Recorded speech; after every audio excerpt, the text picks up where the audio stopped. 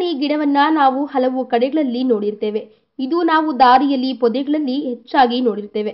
ಸಾಮಾನ್ಯವಾಗಿ ಇದು ಹಲವು ರೋಗಗಳನ್ನ ನಿಯಂತ್ರಿಸುತ್ತೆ.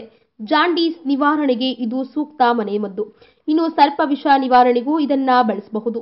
ಇನ್ನು ಬಂಜೇತನದಲ್ಲಿ ಉತ್ತರಾಣಿ ಗಿಡದ ಹೂಗೊಂಚಲನ್ನ ತಂದು ಎಮ್ಮೆ ಹಾಲಿನಲ್ಲಿ ನಯವಾಗಿ ಅರಿದು ಬಟ್ಟೆಯಲ್ಲಿ ಶೋಧಿಸಿ ದಿನಕ್ಕೆ 10 ಗ್ರಾಂನಷ್ಟು ಹಾಲನ್ನ ಮುಟ್ಟಾಗಿರುವಾಗ 5 ದಿನ ಸೇವಿಸಬೇಕು. ಹೀಗೆ ಮಾಡಿದ್ದೇ ಆದಲ್ಲಿ ಬಂಜೇತನ ಸಮಸ್ಯೆಯಿಂದ ನೀವು ಮುಕ್ತಿ ಪಡೆಯಬಹುದು. ಇನ್ನು ಇಸಬಿಗೆ, ಹೌದು, ಕೆಂಪು ಉತ್ತರಾಣಿ ಗಿಡವನ್ನ ಬೇರು ಸಹಿತ ತಂದು ಸುಟ್ಟು ಬೂದಿ ಮಾಡೋದು. 20 ಗ್ರಾಂ ಬೂದಿಗೆ 5 ಗ್ರಾಂ ವಿಳೆದೆಲೆಗೆ ಹಾಕುವ ಸುಣ್ಣ ಮತ್ತು 5 ಗ್ರಾಂ ಅರಿಶಿಣದ ಪುಡಿ ಹಾಕಿ ಚೆನ್ನಾಗಿ ಮಿಶ್ರ ಮಾಡಬೇಕು. ಈ ಮಾಡಿದ್ದೇ ಆದಲ್ಲಿ ಇಸಬಿಗೆ ಇದು ಸೂಕ್ತ ಮನೆಮದ್ದಾಗುತ್ತೆ. ಇನ್ನು ಪೆಟ್ಟು ತಾಗಿ ರಕ್ತ ಸೋರುತ್ತಿದ್ರೆ ಉತ್ತರಾಣಿ ಗಿಡದ ಸೊಪ್ಪಿನ ರಸವನ್ನ ಗಾಯದ ಮೇಲೆ ಹಿಂಡೋದ್ರಿಂದ ರಕ್ತಸ್ರಾವ ನಿಲ್ಲುತ್ತೆ.